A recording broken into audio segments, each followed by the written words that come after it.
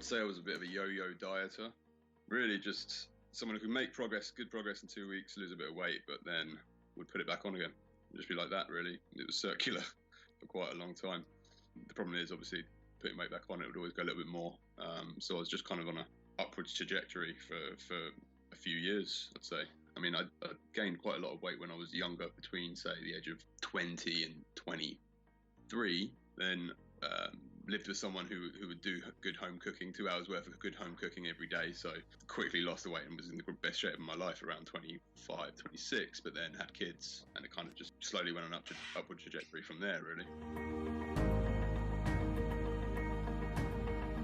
Obviously, just lowered my self-confidence a little bit, made me less comfortable in my own body, clothes, etc., and therefore was a factor on my mind at points during business, social, staying out, staying in, whatever it was there with me, as a sort of subconscious psyche sort of thing.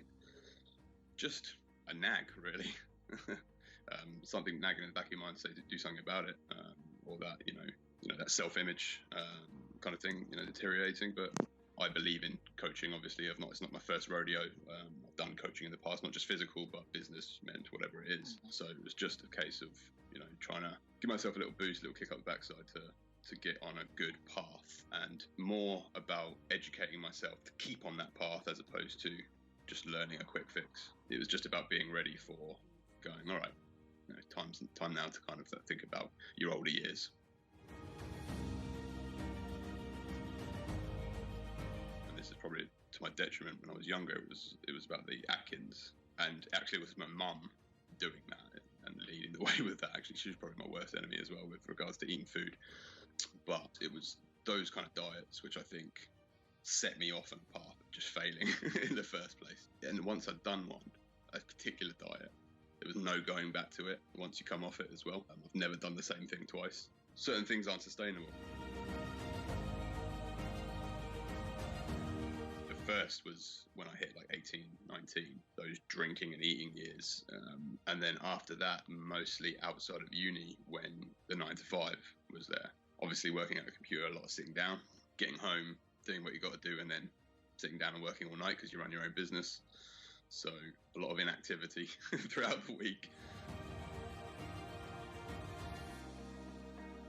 Well, like I said, just self-image confidence a little bit with regards to business, networking, and video content. This lockdown period highlighted the fact that everyone's now getting on webcams. So, it's a lot to do about putting yourself out there. Like I said, when there's that nag that you've got to fix yourself before you put yourself out there, it limits your motivation, your drive a little bit. So.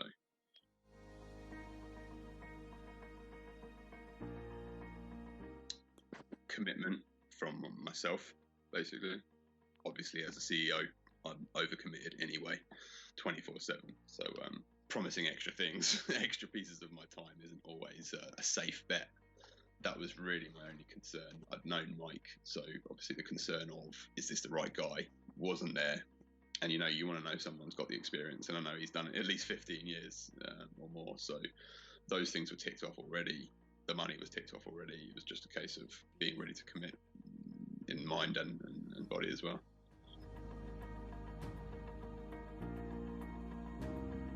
I got myself ready, but it was just basically just going, standing up and going, right, okay, now's the time, let's do this.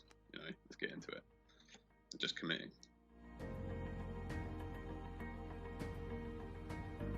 Well, for me, weekly accountability, I put it down to that. I think that's the core of the program, right? The main thing that keeps you balanced throughout it and keeps you on track. So tracking results, and as we've known in business now, one of the biggest transformations we had in our business was tracking everything. That's going to be the kind of foundations of, evolving yourself as well. Well, firstly, it was all online. It's not that I've done online before, but with regards to fitness, that sort of stuff, never. It was, obviously go somewhere, meet someone, do something at the gym. The difference, obviously, was having to learn it myself, a week-long commitment to it. And you take it at that in small little chunks, take it weekly chunks. It's a lot easier to get on with. And therefore, building habits and things like that, that's the thing I needed out of it. Just building habits, the structure, and taking it 1 week at a time, thinking about that next week, rather than where I need to be in 2 months, which is obviously quite a larger mountain to climb. So That's what I liked about the structure, was taking it in smaller bite-sized chunks and building on it each week.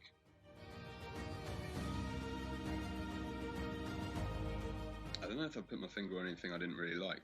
I could flip it around and say what he didn't like about me during the program was not always keeping up with the work or sending goals right after the call or something like that. You know, I'd be a little lax and stuff like that. But sometimes it would be off the call and there's 15 messages waiting for me. It's like, okay, boom, forgot what I was doing there. But no, I can't say I disliked anything about it. Well, you know, Michael's quite a genuine guy. He does obviously, through his pictures and through his content that he puts up, he demonstrates that he knows what he's talking about. He's fit, he looks good, he's got the muscle shape, etc. So therefore, he's kind of like a good image of where you want to get to. That helps, right? Obviously, you know, when you've got someone there to be accountable to, but also can help you break through that next step, I think, you know, it worked, and there's nothing I can fault, obviously. Yeah, it was a good feed. Obviously, it was lighter. I'm not carrying as much body weight, you know, so I'm lighter on my feet a little bit, and that was a good thing to do. Things are changing. You can see benefits, obviously, but you want to feel them as well. And you know, energy levels went up with things like drinking more water and eating better and things like that. I think ultimately this course should come first because everything's personal. It's foundations. Having built a business, I believe very much in foundations. You know, if you've built a house, you've got to believe in foundations. If you want to set yourself up for ultimate success, you've got to figure out, you know, what your goals are, what your objectives are, and have someone who you be accountable to, so that you actually keep in line and keep focused towards the end objective. I feel more energetic. I feel fitter. I feel better. I think I'm just not thinking about the things I used to think about, to be honest. So it's a bit of a weight off your mind, that less nag.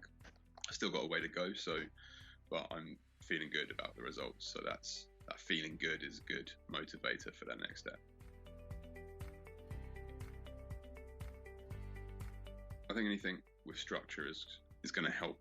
I think it's good to get structure in. I think it's good to get accountability there. And, you know, just with a business coach, they're going to say, you know, we worked on this thing, have you done it the next week? It's just going to provide you, I think, the maximum benefit without thinking about it too much, because I think the worst thing about trying to go it alone is all the planning and thinking about, and how do you take that next step when someone else is already there who knows what the next step should be. So you can kind of delegate the strategy.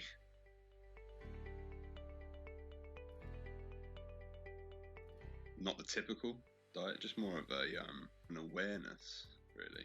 It's just learning how to tweak and knowing what to not have if you've had X, Y, Z, things like that, you know. And obviously the protein side of things, knowing to match body weight, body mass, weight. So yeah, it's been all beneficial, of course. So I've broken through a barrier. So breakthrough, mindset, good mindset. I've got the right education now to, you know, the right levels of knowledge around things, and fit, healthy, happier, motivation to keep going. I'd say being there for me, you know, I mean, that time, obviously, he could have gone mental just as much as me during that time. So, you know, he didn't make it too difficult on me, doing the work on time, things like that. Do you know what I mean? I think he already knew that I was busy enough. So I have him to thank for keeping me on track at the time where I think someone most needed it.